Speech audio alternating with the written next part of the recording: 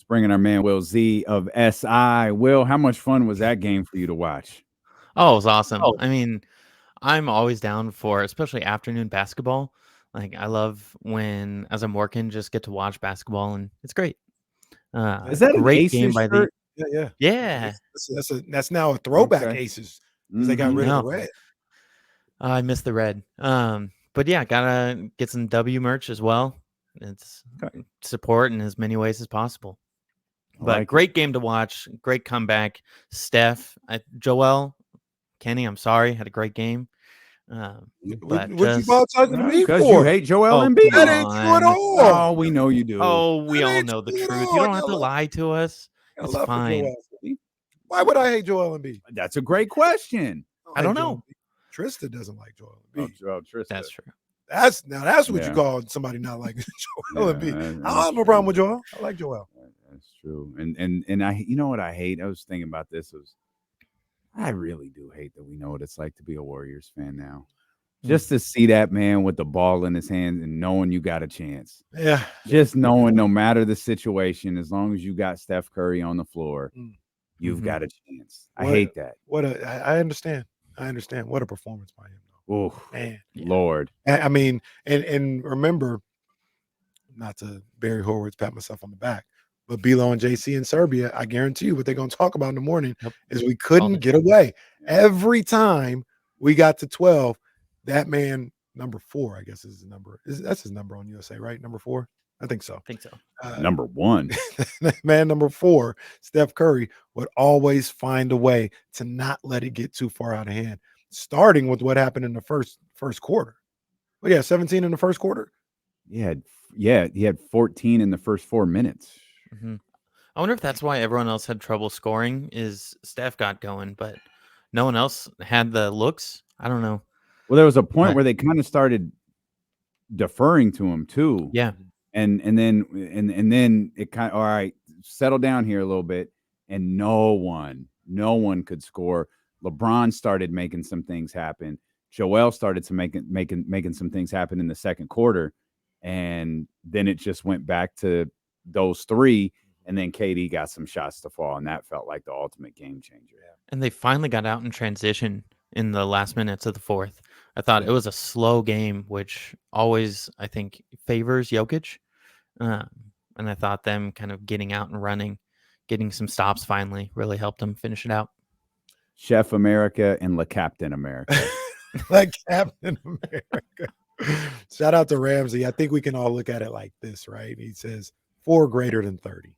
That we all agree. There you go. 4 greater than 30. We like that.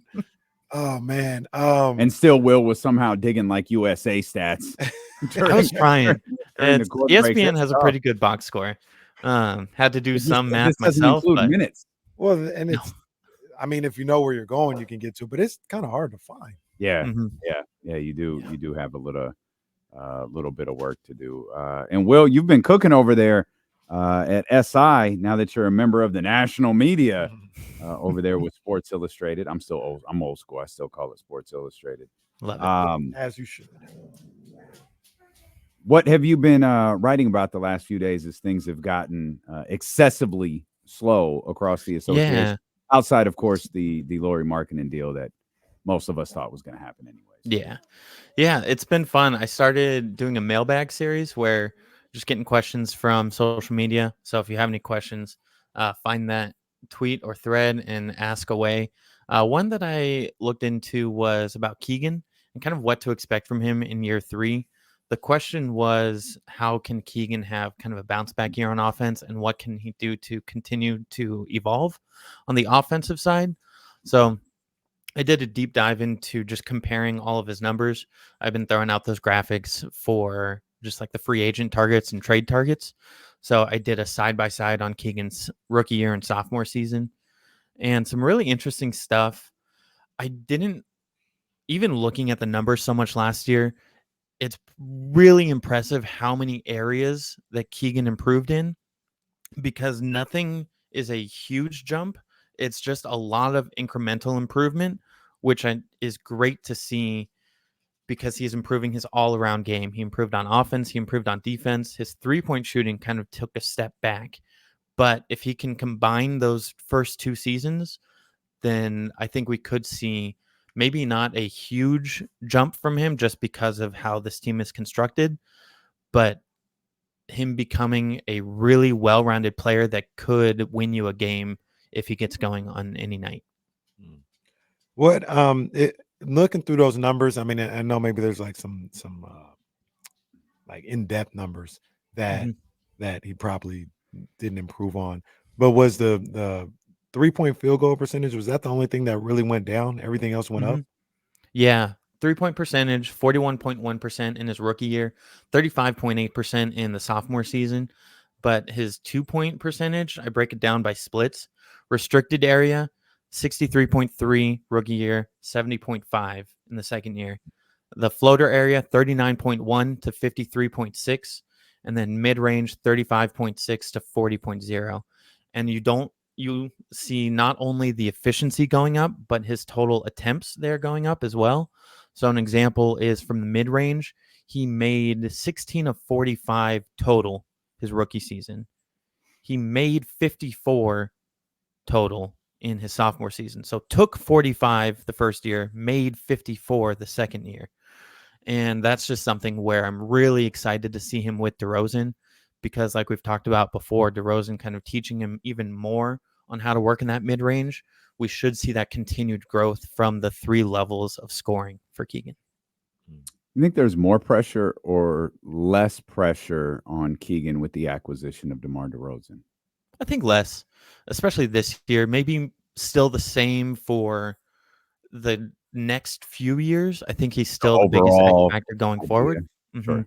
But next year alone, I think he could be a very functional player if all he does is play defense and make threes. And that would be asking so much less of what we went into, especially last season.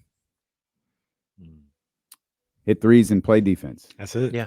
That's it. That's and what the defense, to throw a few more numbers, like, again, went up all over the board. Deflections up from 1.3 to 1.6.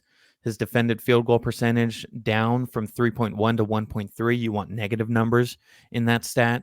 And same for defensive on-off net rating, 5.6 to 1.0. So the Kings went from being a better defensive team with him off the court to about the same with him on or off. And that's with him taking tougher assignments. So even though those numbers are still positive, I view them better knowing the details of who he was guarding. I don't know if you just looked at just Keegan Murray or you took a look at everybody. Is he the only one that kind of went up on all the stats? I'm trying to recall right now off the top of my head, and maybe you could help me, but did everybody across the board have a little less of a year than they had the year before, or was that just Harrison and Herter and everybody else went up? I haven't looked into the whole team. I should. That's a good idea. Maybe I'll just keep doing every player on the roster and make my way down the list, because it's the middle of the offseason and there's nothing else to do. But it feels like it. You can watch games with us. That's what we do. It was great. Like, honestly, watching that with you guys, I had the TV just on low volume and it was fantastic. Great viewing experience. Yeah, watch it with low volume on Saturday too. Well, if what we just read is true, Oh, we'll watch it with no volume on Saturday. Nobody want to hear Draymond Green while we're trying to win a gold medal. Oh, bummer. But yeah, Kenny, I think that just the feeling is that there was a lot of like little drops throughout the roster. Another one that stood out just off the top of my head is Fox finishing inside. I know he finished at like a 76% clip in the restricted area 2 years ago, and that was down to like 65. Those are just off the top of the head numbers, but that's a big drop, and just the drop in 3-point percentage from Herter. So I think just little things from the roster as a whole went down a little bit throughout the year. It's not just mailbag questions you're taking. You're still writing about potential free agent options for Sacramento. Who'd you write about this week? Cedi Osman, who is surprisingly still available. I think one of the top few free agents left out there. Again, he's 6'7" with a 6'11" wingspan. the Kings, if there's one fault to their offseason that really stands out, other than the Mike Brown extension, it's the lack of addressing the size issue.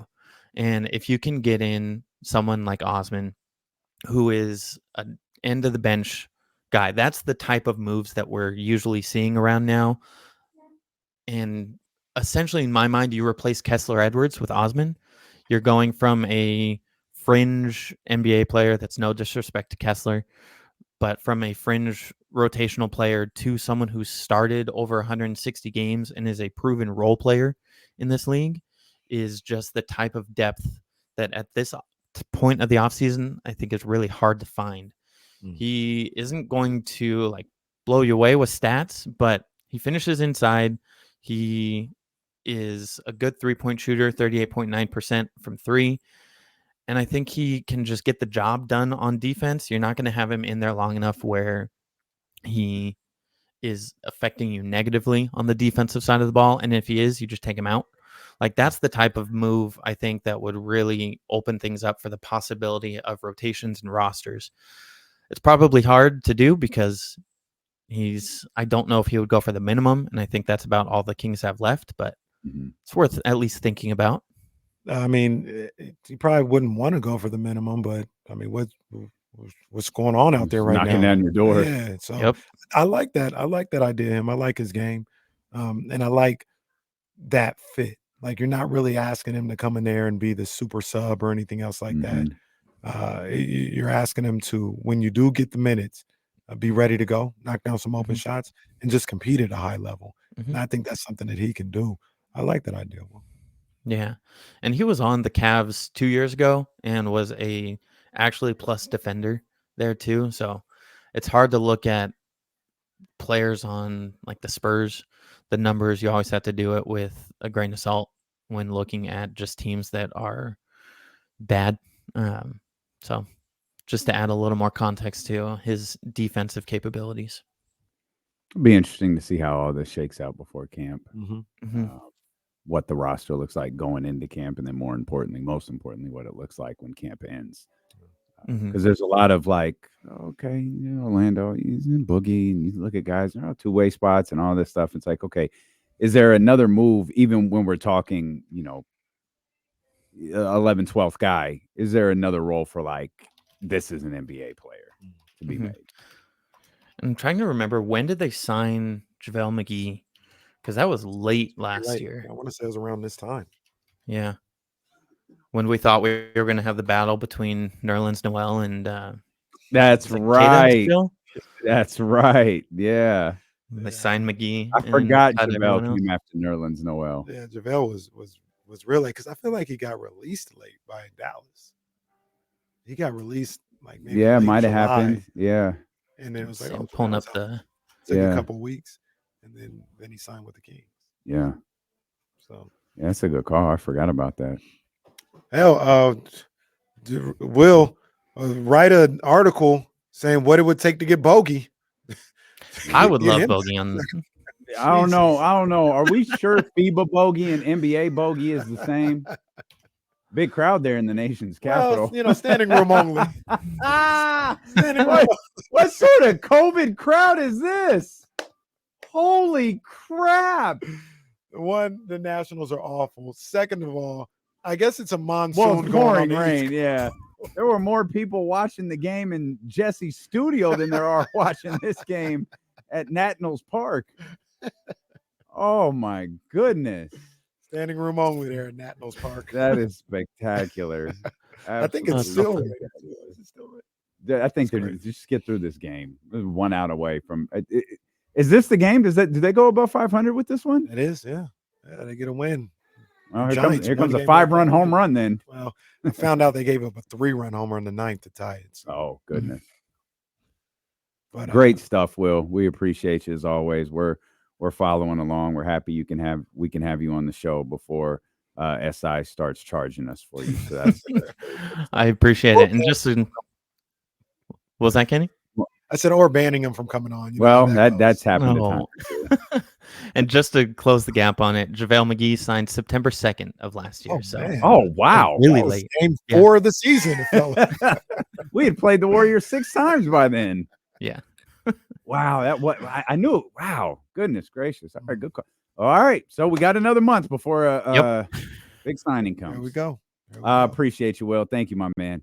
Thanks, guys. Have a good one.